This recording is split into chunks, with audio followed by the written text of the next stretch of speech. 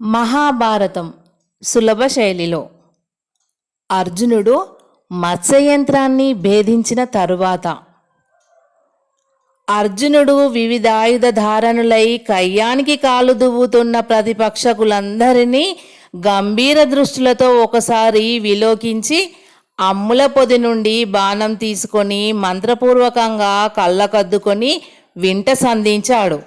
వెంటనే భీముడు మెరుపు మెరిసేంతలో ఆ కళ్యాణ మండపం నుండి బయటకు ఉరికి సమవిశాలమైన ఒక పెద్ద వృక్షరాజ్యాన్ని పెకిలించుకొని దక్షాద్వార ధ్వంస వీరభద్రునిలా సింహనాదం చేస్తూ సమరోత్సాహంతో శరీరం ఉప్పొంగిపోతూ ఉంటే క్షణంలో వచ్చి అర్జునునికి బాసటగా నిలిచాడు.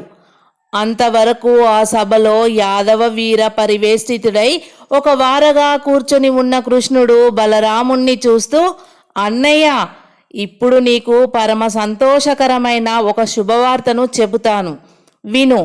తాటి చెట్టు ప్రమాణం కలిగి చూస్తుండగానే విరోధుల గుండెల్లో గుబులు రేకెత్తించే గంభీర ధనస్సును ధరించి దుష్టులైన దుర్యోధనాది రాజపుత్రులను ఎదుర్కొంటున్న వీరుడు మన అర్జునుడు. ఆ శూరాగ్రేసరుని అగ్రభాగంలో వృక్షరాజం భుజాన ధరించి అనర్గల పరాక్రమోదీపితుడై వెలుగుతున్న భుజ బలశాలి మన భీమసేనుడు. ఇంతకుముందు ఈ సభ నుండి వెళ్ళిపోయిన మహా తేజస్వి సత్యశాంత దయాధర్మ స్వరూపుడైన మన ధర్మరాజు. ఆ మహానుభావుణ్ణి అనుసరించి వెళ్ళిన సుందర యువకులు మన చిన్నబావలు నకుల సహదేవులు. అగ్నిరేఖలు చీకటిలో ఉండినప్పుడు మరింత దేదీప్యమానంగా ప్రకాశించినట్లు పంచ పాండవులు బ్రాహ్మణుల రూపాలలో మరింత క్షాత్ర గాంభీర్యంతో ప్రకాశిస్తున్నారు సుమా అన్నాడు. ఆ మాటలు వినగానే బలరాముడు అతని ప్రక్కన ఉన్న సాత్యకి ఎంతగానో సంతోషించారు. వాళ్ళ ఆశ్చర్యానికి అంతు లేకుండా పోయింది. అయితే మన మేనత్త కుమారులు సురక్షితంగా లక్క ఇంటి నుంచి తప్పించుకొని ఈనాడు తలవని తలంపుగా ఇక్కడ మనకు నేత్రపర్వం చేశారన్నమాట. మరి ఈ సంగతి ఇన్నాళ్ళ నుంచి మాకు ఎందుకు చెప్పలేదు తమ్ముడు అన్నాడు బలరాముడు. అబ్బే, ఆ సంగతి నాకు మాత్రం ఏం తెలుసు. ఇచ్చట నడచిన విధానాన్ని జరిగిన పరిస్థితిని ఊహించి ఇప్పుడే నేను కూడా ఆ విషయం తెలుసుకున్నాను అంతే అని చిన్నగా నవ్వాడు కృష్ణుడు. అనంతరం వాళ్ళు చూస్తుండగానే అర్జునుడు వివిధ శస్త్ర పరంపరలతో విరోధులందరినీ చికాకు పడజేసి పారద్రోలాడు. భీమసేనుడు దర్భోల్లసితుడై విజృంభించి శత్రువులను తరిమి తరిమి కొట్టాడు. అన్నయ్య, అడుగో, గర్వాంధుడైన కర్ణుడు మన బావ ఎదుట నిలవలేక నిరాయుధుడై నీరసంతో వెనుదిరుగుతున్నాడు. బలి, మన పెద్ద బావ దుర్యోధనుణ్ణి పట్టుకొని బంతిలా పైకి తన్నాడు. అహహహహ అహహహహ. దుర్యోధనుడు కింద పడి లేచి ఒళ్ళు దులుపుకుంటూ తిరిగి చూడకుండానే తమ్ములతో కలిసి వెళ్ళిపోతున్నాడు. యుద్ధ సంరంభాన్ని చూస్తూ సాత్యకి ఉత్సాహంగా అన్నాడు.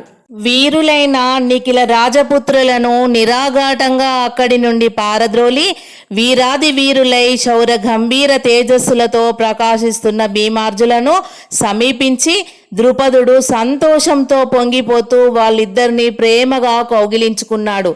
ద్రుపద మహారాజు కుమారుడు వారి బల పరాక్రమాలను వినుతించాడు.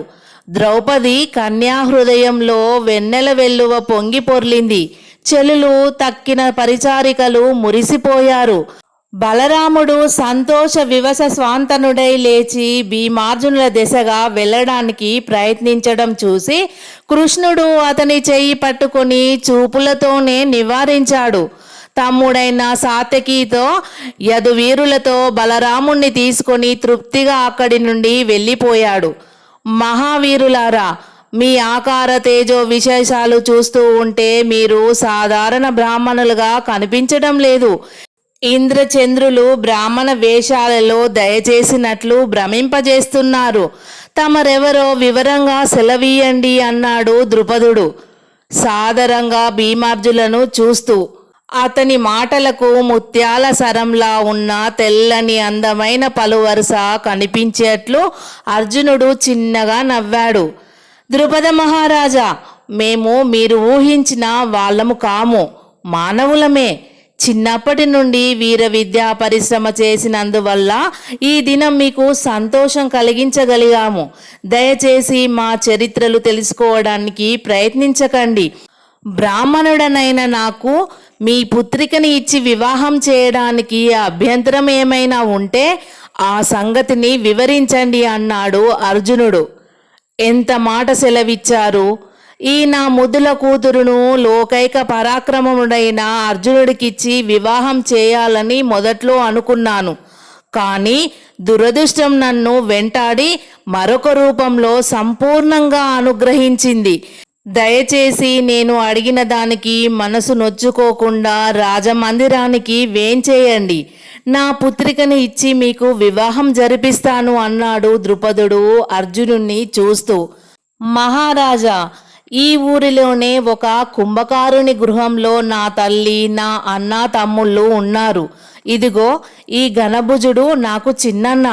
నా అన్నదమ్ములకు, నా తల్లికి ఈ శుభవార్తను నేనే స్వయంగా తెలియజేసి వారి అంగీకారం తీసుకొని వస్తాను. మీ కూతుర్ను కూడా నాతో పంపించండి. ముందు మా తల్లి, నాకు ఇల్లాలు కాబోయే ఈ శుభాంగిని ఆశీర్వదించాలి అన్నాడు అర్జునుడు. చిరంజీవి, నీ మాతృభక్తికి, సోదర ప్రేమకు ఎంతగానో సంతోషిస్తున్నాను. నువ్వు మత్స్యయంత్రాన్ని భేదించినప్పుడే నా పుత్రిక నీకు ధర్మపత్ని అయ్యింది.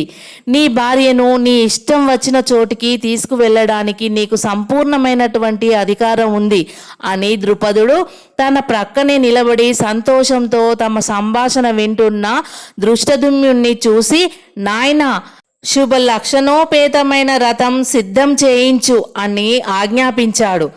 మహారాజా, మేము పాదచారులమై మా తల్లి సన్నిధికి వెళతాం. ప్రస్తుతం రథ గజదురాది వాహనాలు మాకు ఆమోదయోగ్యమైనవి కావు.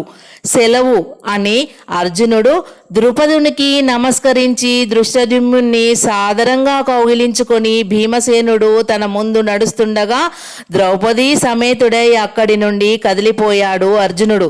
వారు వెళ్ళగానే ద్రుపదుడు పుత్రుణ్ణి చూసి, నాయనా దృష్టద్యుమ్న, ఈ వీరవరుల స్వరూపాలే కాకుండా స్వభావాలు కూడా విచిత్రంగా ఉన్నాయి అని ఆశ్చర్యపడసాగాడు ద్రుపదుడు. తండ్రి, మీరు నిశ్చింతగా ఉండండి.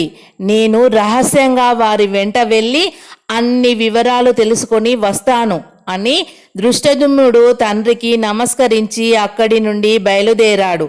పాండవులు విడిది చేసిన కుంభకారుని గృహం ముందు కూర్చొని కుంతీదేవి కుమారుల కోసం ఎదురు చూస్తోంది. ఉత్సవానికి వెళ్ళిన వారందరూ తండోపతండాలుగా క్రిక్కిరిసి తమ తమ నివాసాలకు వెళుతూ ఉంటే తన కుమారులు ఇంకా ఎందుకు రావడం లేదోనని ఆమె తీవ్రంగా ఆలోచిస్తూ ఉంది. ఇంతలో ధర్మరాజు నకుల సహదేవులతో కలిసి అక్కడికి వచ్చాడు. నాయనా, ఇంత ఆలస్యం చేశారేం? భీమార్జునులు ఏరి తండ్రి అని ప్రశ్నించింది కుంతీదేవి ఆత్రంగా. అమ్మా అంటూ తల్లితో ఏదో చెప్పబోతున్న సహదేవుణ్ణి చూపులతోనే వారిస్తూ ధర్మరాజు, ఉత్సవం ఇప్పుడే ముగిసిందమ్మా, తమ్ముళ్ళు కూడా ఈ పాటికి బయలుదేరి ఉంటారు అన్నాడు ధర్మరాజు.